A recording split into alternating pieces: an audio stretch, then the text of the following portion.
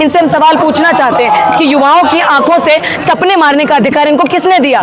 युवाओं से बेहतर शिक्षा, बेहतर रोजगार का अधिकार मारने का हक इनको किसने दिया? तो वो हक इनको इसी तंत्र ने दिया है जो बार बार निजीकरण कर रहा है, घटियाकरण कर रहा है, बाजारीकरण कर रहा है बच्ची कुची सरकारी शिक्षा का।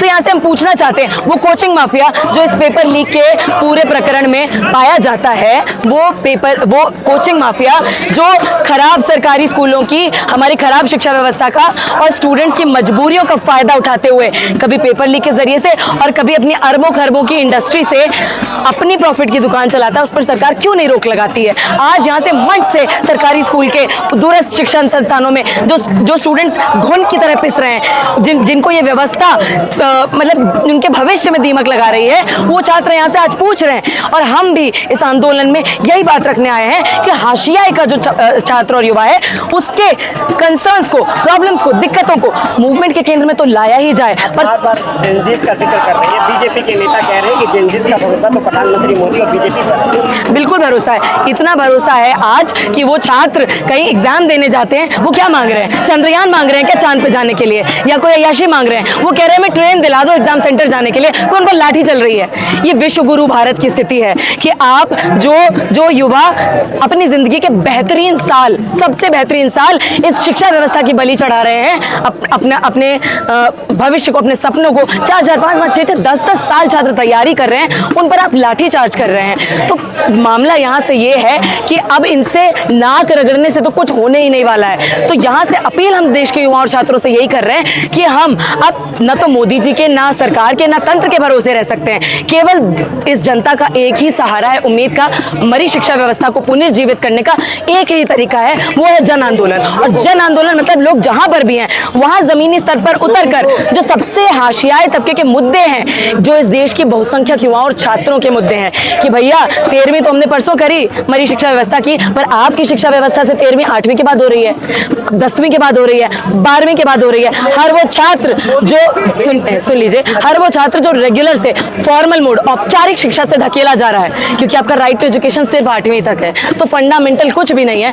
उस सबकी शिक्षा से 13वीं हो रही है। जिस युवा को, देश के लोगों को मंदिर चाहिए था, सरकार ने मंदिर बनवा दिया, और वहीं जहां मंदिर बनवाया वहीं की जनता ने उन्हें फेल किया, क्योंकि आप किसी को बेघर करके, किसी को अशिक्षित रख के, किसी को बदहाल रख के, किसी को बीमार रखकर जो अपने अच्छे दिनों की दुकान चला रहे हैं, अपने अच्छे दिनों की रोटियां सेक रहे हैं, वो जनता जान चुकी, जनता बेवकूफ नहीं है। इसीलिए आपने जहां मंदिर बनाया, आपने पता नहीं कहां की तिजोरियां बिचोरी की और कह रहे हैं कि हमारे हिंदू भाई नहीं तो किया है। अरे आप कह रहे हैं हमारी जेब भी मार लो और शिकायत भी ना करो, तो साफ सीधी बात है, जनता समझ रही है किसको त्रिशूल और तलवार पकड़ाया जा रहा है, उसी को जिसकी पीढ़ियों को कलम पकड़ने नहीं मिल रहा है, जिसकी पीढ़ियों को किताब नहीं मिल पा रही है, जिसकी पीढ़ियां आज भी सरकारी स्कूल में झाड़ू लगा रही हैं, पोछा लगा रही हैं, बर्तन धो रही हैं, उसी को तुम त्रिशूल और तलवार दे रहे हो। आज के बच्चे तो वैसे भी फॉरेन यूनिवर्सिटी जा रहे हैं, कॉन्वेंट में पढ़ रहे हैं, वो तो शाखा भी नहीं जाते। तो साफ सीधी बात है कि ये पूरा जब से जोड़ रहे हैं तो आप जोड़े दीजिए, आपको इसकी क्या परेशानी? अरे आस्था, सबसे बड़ी आस्था तो ये होगी ना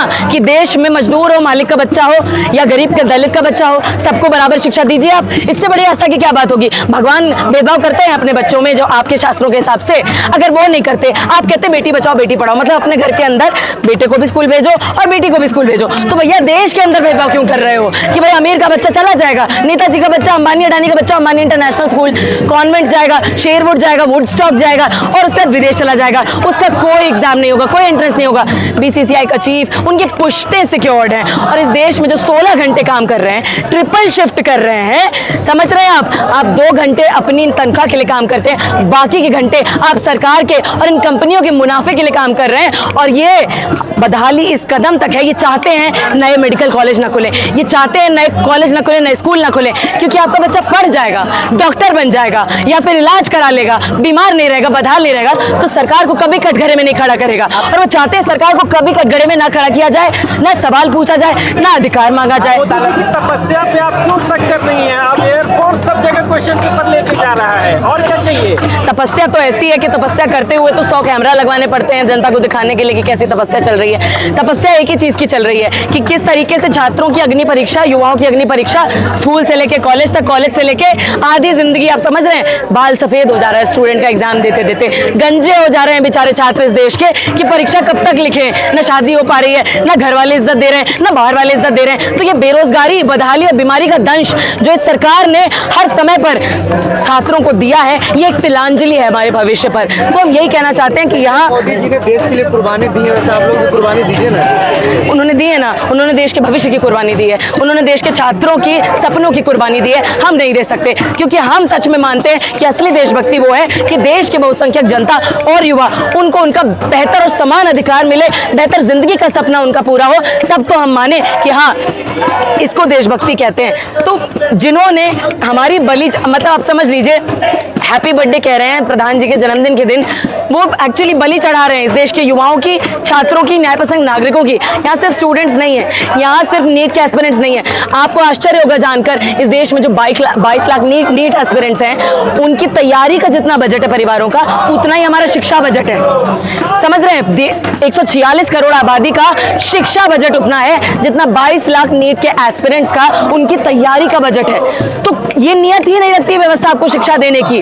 अरे आपका एनईपी का ड्राफ्ट कह रहा है कि आपको कम से कम 6% बजट का हिस्सा शिक्षा पे एलोकेट करना है, वो 2.5% भी नहीं कर रहे हैं। वो जो 14 में बड़ी बड़ी वादे करके आ रहे थे तब फिर भी 6% खर्च हो रहा था, अब वो 2-2.5% हो गया है। तो आपके बच्चे जिन स्कूलों में जा रहे हैं वो प्राइवेटाइज हो चुके हैं। आप बार बार तलवार और त्रिशूल की बात कर रहे हैं। मैं नहीं बार बार कर रही हूँ, वो करते हैं। बार कहा, तो क्या बीजेपी वाकई युवाओं को, खासकर हिंदू मुसलमान के नाम पर दंगाई बना रही है? देखिए, इस देश में 2 आवाज़ें हैं, ठीक है, एक हमारी एक उनकी।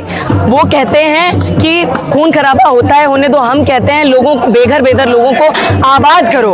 आप इस देश में छात्रों को शिक्षा दीजिए, आप उनको अधिकार दीजिए। अरे हम सावित्रीबाई फुले, भगत सिंह और नांगेली के वंशज हैं जो साड़ी पहन के स्कूल जाती थी एक्स्ट्रा, कि गोबर और पत्थर इसी समाज के दबंग लोग उन पर फेंकते थे। और आज के दबंग जो सत्ता में बैठे हुए हैं, जो अब बड़ी बड़ी फैक्ट्रियां, कारखाने, कंपनियां चला रहे हैं, वो आज वही मंशा जारी रख रहे हैं कि बहुसंख्यक बढ़ ना जाए। वो गरीब किसी भी जाति से आता हो, किसी भी आइडेंटिटी से आता हो, वो चाहते गरीब गरीबी बना रहे, उसकी पुश्तें गरीब बनी रहें। और इसीलिए उन्होंने पूरी फील्डिंग इसी तरीके की सेट कर रखी है कि आप 3 घंटे शिफ्ट कीजिए, आप नाइट शिफ्ट भी कीजिए, आप इतने बीमार हो जाइए, उसके बाद डिप्रेशन की गोली खाने लगिए, और लेकिन सरकार को कटघरे में खड़ी कीजिए। तो यहाँ से अपील है युवाओं से, छात्रों से, न्यायपसंद नागरिकों से, देखिए हर जनरेशन को अपने हिस्से के अधिकार और अपनी आज़ादी भी, आप समझ सकते हैं, अपने हिस्से के अधिकार खुद लड़कर जीतने पड़ते हैं। कोई मसीहा नहीं आता है, कोई रॉबिनहुड नहीं आता है। आप किसी रॉबिनहुड के भरोसे बैठेंगे, धोखा मिल सकता है, आप हताश हो सकते हैं। अपने दम पर जमीनी स्तर पर उतरिए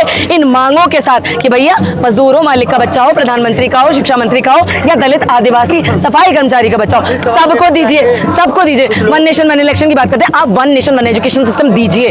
जब तक स्टार्टिंग लाइन रेस की सेम नहीं होगी, तब तक, जब तक अधिकार समान नहीं है, अवसर समान होना ही नहीं है। तो समान अधिकार मांगिए कि क्यों आपके बच्चे को नहीं मिल रहा है। जब तक प्राइवेट रहेगा, जब तक कोचिंग सेंटर रहेंगे, सरकारी की हालत कभी भी नहीं सुधरेगी, कभी उनमें बेहतर नहीं किया जाएगा, बराबर नहीं किया जाएगा। तो हमें सिर्फ बेहतरी नहीं मांगनी है, हमें बराबरी मांगनी है कि भाई आप भी, अब बताइए, अपनी दुकान का लड्डू नहीं खा रहे हैं, आप अपनी दुकान का गुलाब जामुन नहीं खा रहे हैं, अपनी शिक्षा व्यवस्था के स्कूल में शिक्षा मंत्री जी अपने बच्चे को नहीं भेज रहे हैं, इससे बेशर्मी की क्या बात हो सकती है? ये मांग उठाइए और ये मत सोचिए कि ये कोई मांगने लायक चीज़ें हैं जिसके लिए मैं नाक, ये आपका हक है। हम यहाँ कोई दलीलें नहीं, हम इनके सामने नाक नहीं रगड़ रहे हैं, हम इस व्यवस्था को याद दिला रहे हैं, उस मरी हुई शिक्षा व्यवस्था को पुनर्जागृत करने की कोशिश कर रहे हैं कि जिस देश का बहुसंख्यक हिस्सा अपनी मेहनत से इस देश में सुई से लेकर हवाई जहाज सब कुछ बनाता है, उसको उसका हक मिले।